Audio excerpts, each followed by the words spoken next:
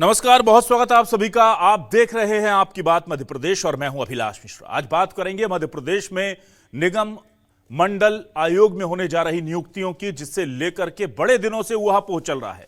करीब 2 सालों से ये पद खाली हैं और अब इन्हें भरने को लेकर अंतिम लिस्ट बार बार कहा जाता है फाइनल हो गई है, लेकिन लिस्ट आ नहीं रही।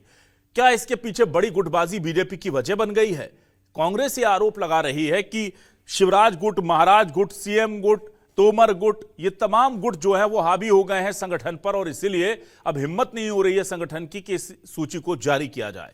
उधर हेमंत खंडेलवाल जो कि बीजेपी के प्रदेश अध्यक्ष हैं, वो कह रहे हैं कि इसकी जिम्मेदारी आला कमान और हमारी, वो हम कर लेंगे और हमारी सिर्फ इन पदों को भरने की जिम्मेदारी नहीं है, हर कार्यकर्ता की जिम्मेदारी हमारी है, हम उनकी भी चिंता कर रहे हैं। लेकिन सवाल यह है कि अब जब यह लिस्ट आएगी जो लगभग तय हो गया है, तो क्या इसमें जैसे कयास लगाए जा रहे हैं कि तमाम दिग्गजों के नाम कटने वाले हैं? क्या पूरी तरह से संगठन में नए और युवा लोगों को तरजीह मिलने वाली है? क्या नितिन नवीन की यंग ब्रिगेड बनने वाली है मध्य प्रदेश में? इसी मुद्दे पर आज करते हैं आपकी बात।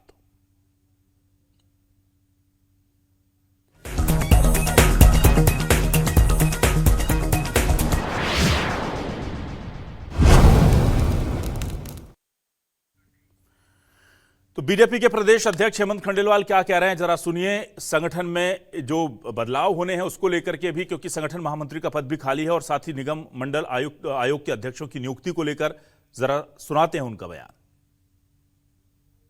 हमारा संगठन जितना मजबूत रहेगा उतना ही भारतीय जनता पार्टी की राह आसान रहेगी। जहां तक निगम मंडल का सवाल है, उसमें हमारी पूरी तैयारी हो गई है। शीघ्र ही हम उसकी भी घोषणा करेंगे। क्या होली मनाएंगे लोग? भारतीय जनता पार्टी में सैकड़ों लाखों कार्यकर्ता है, निगम मंडल तो 30-40 को मिलना है, तो मैं लाखों कार्यकर्ताओं की चिंता पहले करता हूँ बनिस्बत की निगम मंडल। वही कांग्रेस गुटबाजी का आरोप लगा करके बीजेपी पर तंज कस रही है और कह रही है कि अब बीजेपी की असली परीक्षा शुरू हो गई है, क्योंकि अगर वो शिवराज गुट को नाराज करते हैं तो मुश्किल होगी। सीएम को भी तवज्जो देना है, दूसरे मंत्री हैं वो भी नाराज बैठे हुए हैं, इस तरह के आरोप वो लगा रही है। उधर बीजेपी का किस तरह से पलटवार आया है, बीजेपी और कांग्रेस के दोनों बयान सुनाते हैं। भारतीय जनता पार्टी में भयंकर मनमुटाव है, ईगो के क्लैशेस चल रहे हैं। 2.5 साल हो गया, अभी तक नियुक्तियां नहीं कर पाए, समायोजन नहीं हो पा रहा है, एक दूसरे से सहयोग नहीं हो पा रहा है। कोई मुख्यमंत्री को सहयोग नहीं कर रहा है, किसी को मुख्यमंत्री जी सहयोग नहीं कर पा रहे हैं। और ये जो द्वंद्व है, ये द्वंद्व के कारण जो इनकी नियुक्तियाँ नहीं हो पा रही। मानव अधिकार आयोग जैसे और जो है महिला आयोग जैसे संगठन खाली पड़े हैं और मध्य प्रदेश में महिलाओं पर अत्याचारों की बाढ़ आई हुई है, तो कैसे चलेगा ऐसे?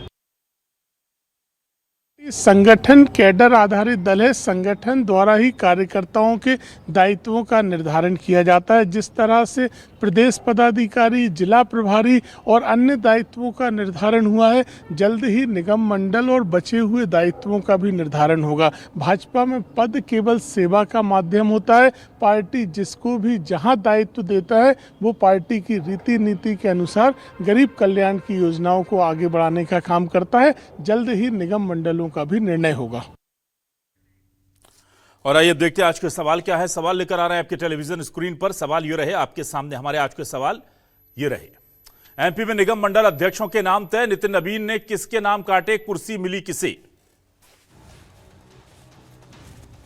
2 सालों में 45 निगम मंडल आयोग के पद खाली, कांग्रेस बोली गुटबाजी ने बीजेपी के दावों की हवा निकाली। अब बीजेपी में पुराने दिग्गजों की होगी छुट्टी, संगठन में युवा चेहरों की भरमार होगी। एमपी बीजेपी संगठन की नई लिस्ट से खलबली, सीएम शिवराज सिंधिया में से किसकी चली? जी हां, चूंकि ये सरकारी पोस्ट जरूर है, पर यह माना जा रहा है कि ये संगठन के कोटे से ही होती हैं, तो जाहिर सी बात है किसकी ज्यादा चल रही है, इस पर सबकी निगाहें हैं। हमारे साथ कुछ खास मेहमान जुड़ रहे हैं, सीधे रुक कर लेता हूं उन मेहमानों का। मेरे साथ बीजेपी से वरिष्ठ नेता और पूर्व विधायक घनश्याम पिरोनिया जी जुड़ गए, उनका बहुत स्वागत करता हूं। हमारे साथ स्वदेश शर्मा, कांग्रेस से वरिष्ठ नेता प्रवक्ता जुड़ गए, उनका स्वागत करता हूं। और वरिष्ठ पत्रकार अजय बोकिल हमारे साथ जुड़ रहे हैं, उनका भी स्वागत करता हूं। सबसे पहले मैं स्वदेश जी आपके पास आ जाता हूं। देखिए, भूपेंद्र जी कह रहे हैं महिला आयोग और मानव अधिकार आयोग जैसे संवेदनशील पद जो है इनके अध्यक्षों के 2.5 साल से खाली हैं। सरकार की और संगठन की बड़ी अग्नि परीक्षा होने जा रही है, क्योंकि गुटबाजी चल रही है बीजेपी में। क्या कहेंगे आप?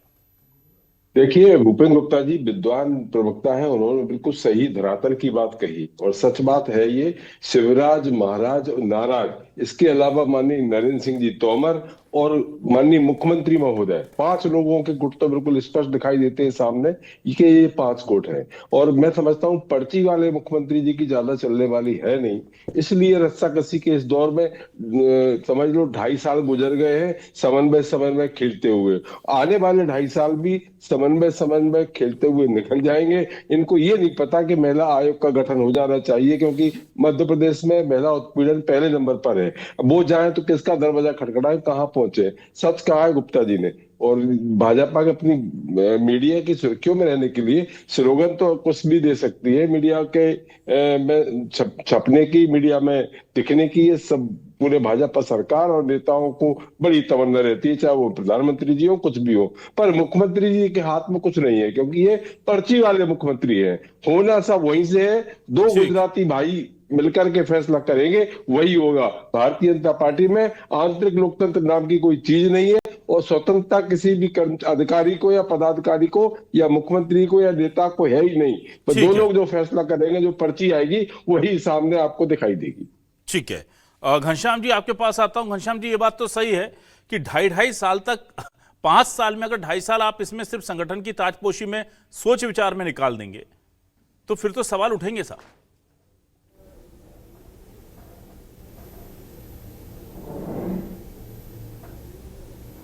पिरोनिया जी,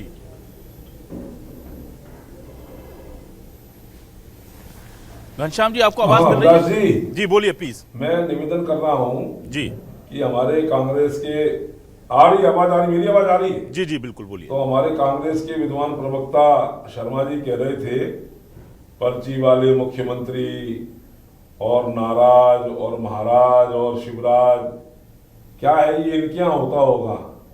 कांग्रेस की परंपरा गुटबाजी से निहित है।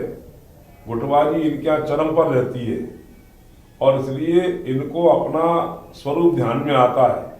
भारतीय जनता पार्टी में सारे के सारे काम योजनाबद्ध तरीके से होते हैं और योजना से ही कहाँ किसको और स्थान देना है, किसको संगठन में रखना है, किसको इस प्रकार के जो हमारे विकास निगम, प्राधिकरण, मंडल, आयोग उसमें रखना है, ये सब योजनाबद्ध तरीके से होता है।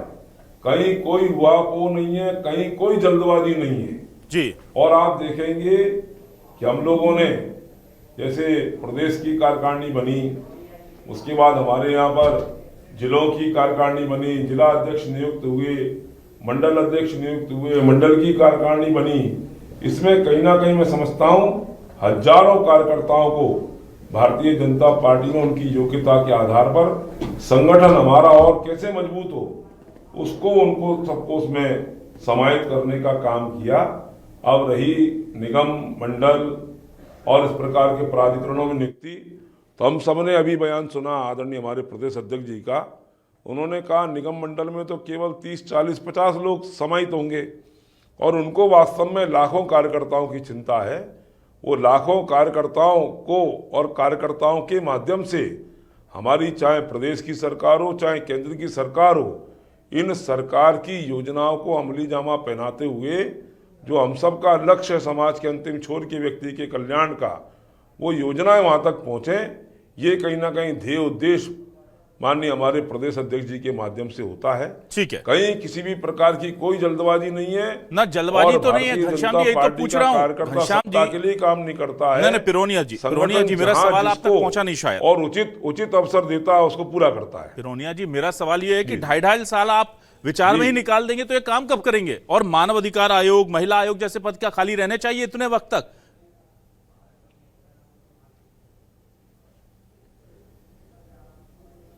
देखिए अभिलाष जी, कांग्रेस की सरकार बनी थी 14 महीने के लिए अभी, हाँ, और उन 14 महीनों में इन्होंने एक भी नियुक्ति नहीं करी थी। तो आपने भी तो कांग्रेस की कार्यकारिणी कितने दिनों में बना पाए? जीतू पटवारी ये भी जग जाहिर है। आपने तो आप तो उनसे भी आगे निकल गए ना पिरोनिया जी। थे तब 1-2 नियुक्ति करके गए थे वो। पिरोनिया जी आप तो उनका भी रिकॉर्ड तोड़ चुके हैं। मैं यही तो जानना चाह रहा हूं कि इतनी देरी क्यों लग रही है? हमारे यहाँ सब काम योजनाबद्ध तरीके से होता है और जहां पर नहीं, बिल्कुल आपने सही कहा, जहां पर अनिवार्य वहां नियुक्तियां भी हुई हैं। हाँ। चल भी रही है, हो भी रही है, ऐसा नहीं है। चलिए आगे भी ठीक होंगी, है, हम अजय जी के पास आ जाते हैं। अजय वकील जी हमारे साथ जुड़े हैं। अजय जी, जहां अनिवार्य है वहां पर नियुक्तियां हुई हैं। महिला आयोग मध्य प्रदेश में महिला अपराधों में आंकड़े बताते हैं कि बहुत स्थिति खराब है महिलाओं के प्रति अपराधों में मध्य प्रदेश की, आज से नहीं कई सालों से। और वो हमारी प्रायोरिटी लिस्ट में नहीं है महिला आयोग के अध्यक्ष का। जहां जरूरी थे वहां कर दिए और अभी चल ही रहा है। 2.5 साल निकल ही गए। अब 2.5 साल के लिए क्यों ही करना जब बिना उनके काम चल रहा है और अभी भी सरकार कहती है हम बहुत अच्छा काम कर रहे हैं। तो फिर इनकी नियुक्ति ना ही की जाए तो बेहतर है फिर तो।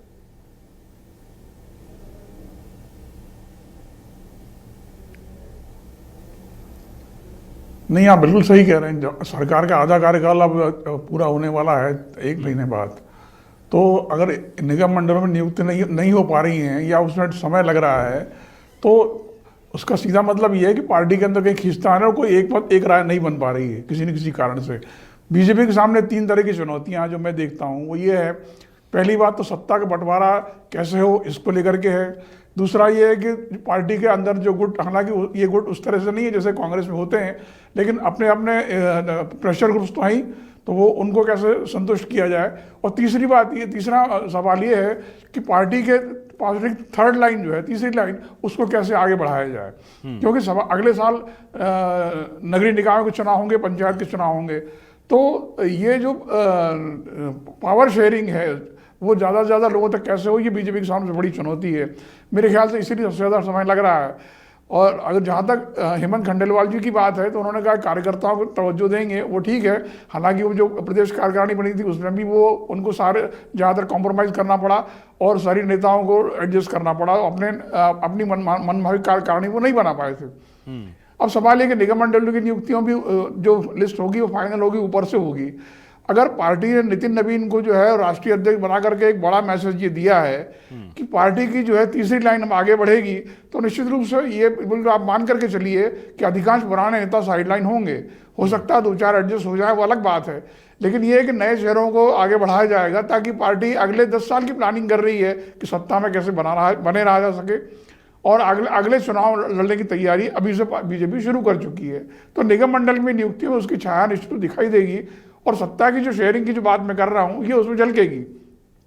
अब ये लिस्ट का फाइनल होती है 1 महीने बाद, 15 दिन बाद, ये भी देखने की बात है। लेकिन जब तक ऊपर से हरी झंडी नहीं मिलेगी, नहीं होगा।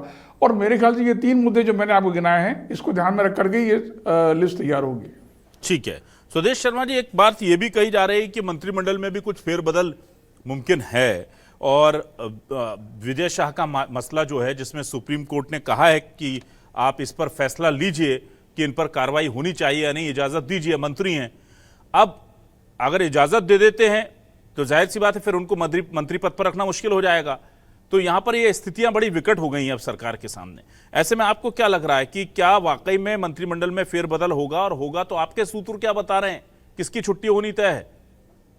देखिए, निश्चित रूप से हम मीडिया के साथ रहते हो। मीडिया एक ऐसी विधा है कि वो बारीक से बारीक अपने सूत्रों से खबर निकाल कर लाते हैं। और ये एक बिल्कुल पक्की खबर है कि भारतीय जनता पार्टी में सब कुछ ठीक नहीं चल रहा है। ये प्रदेश अध्यक्ष महोदय ने जो भाजपा के ने बयान दिया है कि बनना तो 40-45 है और हमें लाखों लोगों की चिंता करना है। अरे भाई, लाखों लोगों की चिंता कर रहे होते आप तो 25 लोग इंदौर में विषाक्त पानी पीने से मर नहीं गए होते, या खरगोन में जहरीली कप सिरप से लोगों की मौत ना हो गई होती, बहनों की असमत सरेआम न लूटी जा रही होती, या राजधानी की बात करें तो ड्रग्स माफिया ब्लैकमेलिंग करके बहनों के बेटियों के चीरहरण नहीं कर रहे होते। कुल मिलाकर के पूरी तरह से कानून व्यवस्था सरकार की पूरी तरह ध्वस्त है। ये बयान सवालों से बचने के लिए बयान कुछ भी दे दे, पर सच्चाई ये नहीं है। सच्चाई ये है कि भारतीय जनता पार्टी में सब कुछ ठीक नहीं चल रहा है। जहां वरिष्ठ नेता गोपाल भार्गव जी कहते हैं ब्राह्मणों की अस्मत खतरे में, अब बताइए भाजपा के ही वरिष्ठ विधायक इस तरह के सवाल खड़े करते हैं, वो मीडिया में सब में दिखाई देता है, सबको पता है। तो इनका असंतोष इतना जबरदस्त है क्योंकि पर्ची वाले मुख्यमंत्री की भी किसी को कल्पना नहीं थी। मुख्यमंत्री महोदय खुद नहीं पता था उन्हें, ये भी 3rd रो में बैठे थे, इन्हें नहीं पता था कि शपथ मुझे लेना है।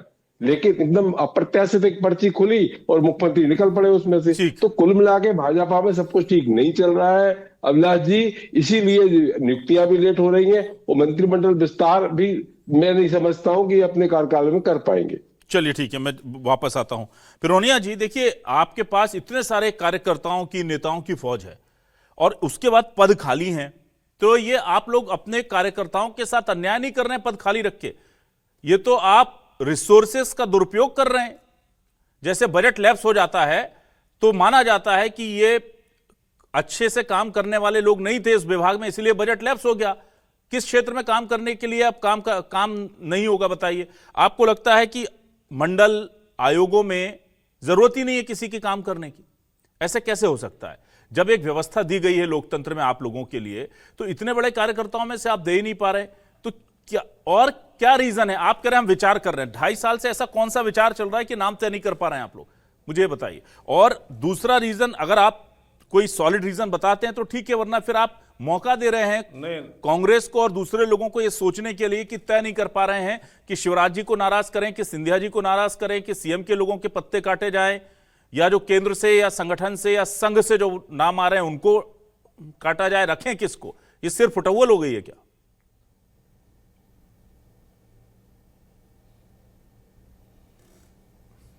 नहीं अभिलाष जी, देखिए मैंने प्रारंभ में ही कहा, हमारे यहाँ कहीं कोई किसी प्रकार की वो सिर्फ फुटअव्वल नहीं है। सब काम योजनाबद्ध तरीके से होता है। फिर कह रहा हूं मैं, हाँ, आप निश्चिंत रहें, जहां जिसकी जैसी उपयोगिता है उसको वहां पर काम करने का अवसर पार्टी देती है और आगे भी देगी। ये कांग्रेस को स्वयं के गिरेबान में झांकने की आवश्यकता है। हाँ। हमको आईना दिखाना नहीं है, खुद को आईना देखना चाहिए कांग्रेस को। इनके यहाँ कैसा फुटअव्वल है, इनके यहाँ पर जीतू पटवारी जी को कोई अध्यक्ष मानने को तैयार नहीं है, इनके यहाँ पर नेता कैसे बयान वीर हैं, ये स्वयं इनको अपने गिरेबान में झांकने की आवश्यकता है। भारतीय जनता पार्टी ये अनुशासित कार्यकर्ताओं का संगठन दल है। यहाँ पर जब जिसकी योग्यता है, अभी कह रहे थे वो किसा वो शिवराज, इनको पता ही नहीं था आदरणीय मोहन यादव जी को, वो कोने में बैठे थे। ये केवल भारतीय जनता पार्टी में हो सकता है कि एक कोने में बैठा हुए कार्यकर्ता को ऊंचाई प्रदान की जा सकती है। ये कांग्रेस में होता है परिवारवाद और अपना कि ये व्यक्ति है, इस परिवार का है, इस व्यक्ति विशेष का है, उसी को आगे बढ़ाया जाएगा। यहाँ पर तो आप देखेंगे कि राष्ट्रीय अध्यक्ष भी भारतीय जनता पार्टी का एक छोटा सा कार्यकर्ता बन सकता है, तो मुख्यमंत्री भी डॉक्टर मोहन जैसे जो है छोटे से कार्यकर्ता को बना सकती है। ये केवल भारतीय जनता पार्टी में होता है, अन्य दलों में परिवारवाद चलता है। पिरोनिया जी, मैं बनूंगा तो मेरे बाद मेरा बेटा बनेगा, मेरा पुत्र बनेगा, ये मेरी पुत्री बनेगी। ये भारतीय जनता पार्टी में, मेरा निवेदन तो सुन लें साहब जी, केवल कार्यकर्ता को तवज्जो मिलती है और बिल्कुल ये जी मेरा सवाल ये था कि आप संगठन में आप मैं ये कह रहा हूं राष्ट्रीय अध्यक्ष जो है को तवज्जो मिलती है और जिसको भी बनाया जाएगा कार्यकर्ता को ही बनाया जाएगा। राष्ट्रीय अध्यक्ष के लिए आप लोगों ने 1 साल, 1.5 साल, 2 साल जो एक्सटेंशन किया वो आप कर सकते हैं, क्योंकि राष्ट्रीय अध्यक्ष हो ना हो, बहुत ही ज्यादा एक्टिव हो, बहुत ज्यादा, वो आपकी पार्टी की सेहत पर असर पड़ता है, उससे देश की सेहत पर या जनता की सेहत पर नहीं पड़ता। पर मंडल और आयोग के अध्यक्ष बनने से वहां पर आम जनता के काम, विभाग का काम, जो कि जनता के प्रति समर्पण है उनका, उस पर असर पड़ता है। ये दोनों अलग चीजें हैं। आपने 1.5-2 साल लेट किया अपने राष्ट्रीय अध्यक्ष का चयन, ठीक है, वो आपका व्यक्तिगत विशेषाधिकार है, पर मुझे बताइए 2.5 साल आप कह रहे हैं कि तय समय सीमा से और बाकायदा योजनाबद्ध तरीके से आप नियुक्ति करेंगे। ऐसी कौन सी योजना बनी थी आपकी कि 2.5 साल तक हम ये पद खाली रखेंगे? क्या ये बाद में चुनाव के पहले सेटलमेंट करने के लिए पद खाली रखे थे कि उसी टाइम पे देख लेंगे? थोड़ा बांटना भी पड़ता है कार्यकर्ताओं को खुश रखने के लिए। ये शगल हो गया है। कमलनाथ सरकार में उन्होंने नहीं बांटे थे, जिस दिन उनको पता लग गया कि कल मेरी सरकार गिरेगी, रात को महिला आयोग के अध्यक्ष जो हैं वो बना दी जाती हैं शोभा योजना, रात को ऑर्डर निकल जाता है और आप उन्हीं को आप गालियां देते थे इसीलिए, और 1.5 महीने उनका 1.5 साल के कार्यकाल को बढ़ा के आप लोग 2.5 साल कर रहे हैं। तो या तो ये बोल दीजिए कि कमलनाथ जी से ये सीख लिया हमने, कम से कम कुछ चीज पर तो अगर फॉलो कर रहे हैं उनको तो वो बता दीजिए फॉलो कर रहे हैं। वो कर रहे थे तो 1.5 साल के लिए वो किया तो गलत किया, और हम 2.5 साल से कर रहे हैं तो अच्छा कर रहे हैं प्रदेश की जनता का। ये कैसे डबल स्टैंडर्ड है आपके?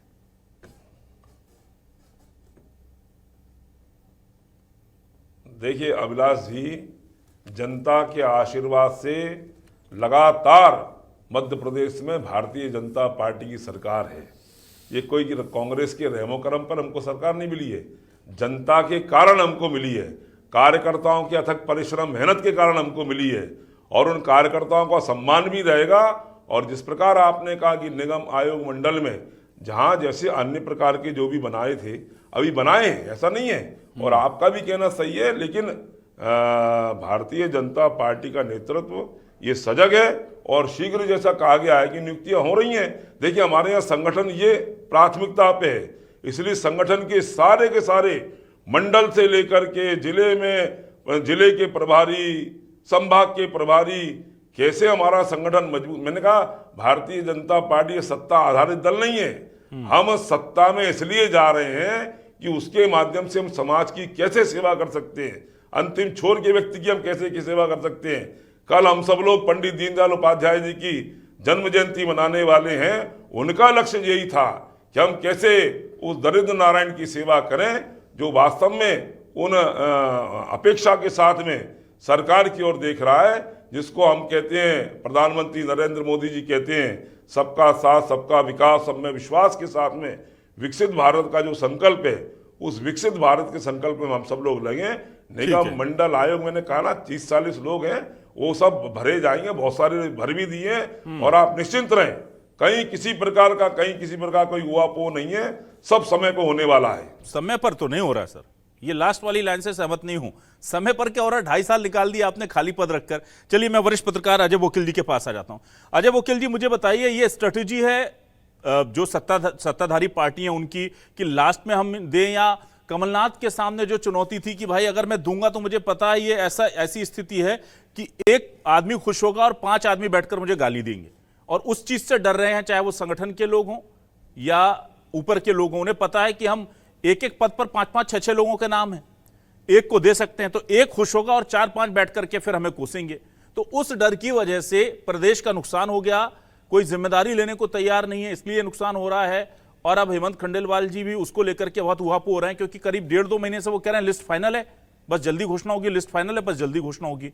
ये क्या स्थिति बहुत विकट होने वाली है क्या सूची आने के बाद भी?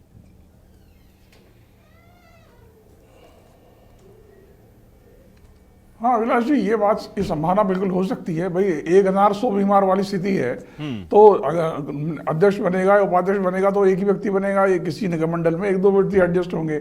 सवाल है कि उसके ख्वाहिशमंदों की संख्या जो है 10-15 है, तो उनके लिए क्या होगा, उनको कहाँ एडजस्ट किया जाएगा, नहीं होगा तो उनका रवैया क्या रहेगा, पार्टी के लिए किस तरह काम करेंगे, अगले चुनाव में सपोर्टेज तो करेंगे या नहीं करेंगे, ये बहुत सारे सवाल हैं। इसके अलावा जाति समीकरण, क्षेत्रीय समीकरण, गुटी समीकरण, और इसके अलावा बीजेपी के संघ, ये तमाम और भी फैक्टर हैं जिसके अंदर नियुक्तियां उस कारण से अटकी हुई हैं। तो इन पर जब तक ये एकमत नहीं होता है या आपस में सारा एडजस्टमेंट नहीं होता है, मेरे ख्याल से लिस्ट अटकी रहेगी। लेकिन उम्मीद ये है कि अगर अगले साल, मैं कह रहा हूँ कि नगरीय निकायों के चुनाव होने, पंचायतों के चुनाव होने, अगर उसके पहले भी अगर नियुक्तियाँ नहीं हुई तो पार्टी को उसका खमियाजा भुगतना पड़ेगा।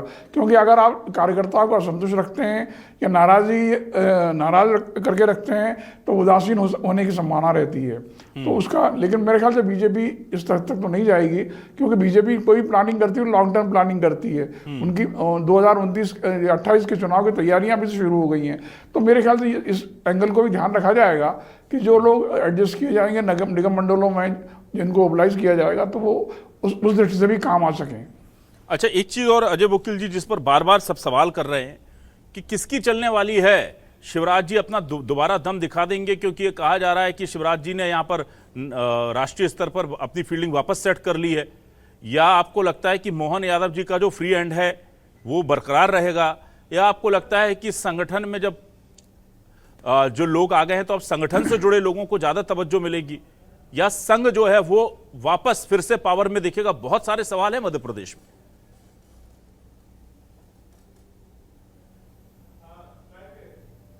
नहीं, मैंने आपसे पहले ही कहा ना कि कई बहुत सारे अलग अलग फैक्टर हैं जिसको एडजस्ट करना है, और ये हेमंत खंडेलवाल की बड़ी चुनौती है कि वो मुख्यमंत्री को साधते हैं, शिवराज जी को साधते हैं, नरेंद्र सिंह तोमर को साधते हैं, सिंधिया ग्रुप है, संघ के लोग अलग हैं, इसके अलावा वो कार्यकर्ता है जिनका कोई माई बाप नहीं है, उनको आगे कैसे बढ़ाया जाए। या हम कार्यकारिणी में देखा, हेमंत खंडेलवाल कोई आदमी उसका नहीं, प्रदेश कार्यकारिणी में नहीं था। तो सवाल ये कि निगम मंडलों में आप कहाँ तक उसका वो अपनी चला पाएंगे, वो कितना लाभ ले पाएंगे कहना मुश्किल है।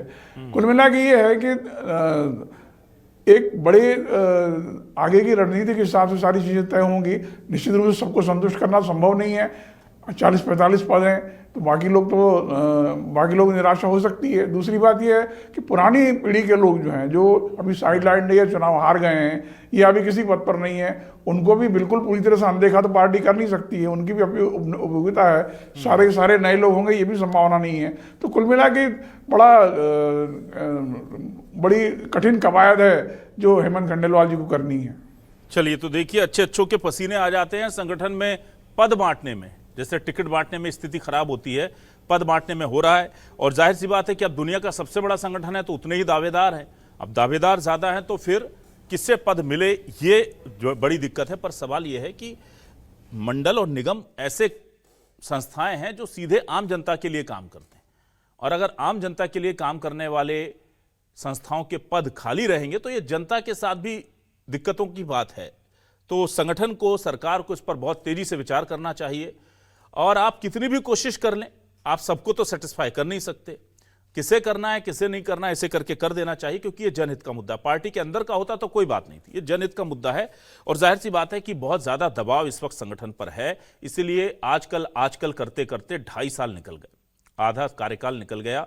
अध्यक्षों की घोषणा नहीं हो पाई है। मंत्रिमंडल के विस्तार की अटकलें शुरू हो चुकी हैं। विजय शाह के खिलाफ कार्रवाई करने की परमिशन अभी तक सरकार दे नहीं पाई है। बहुत सारी ऐसी चीजें हैं जहां संगठन की परीक्षा हो रही है। देखते हैं कि कैसे इन चुनौतियों से संगठन पार जाएगा। बहुत शुक्रिया घनश्याम पिरोनिया जी, स्वदेश शर्मा जी, अजय बोकिल जी हमारे साथ जुड़ने के लिए। इस डिबेट में बस इतना ही। दर्शकों का भी शुक्रिया। नमस्कार।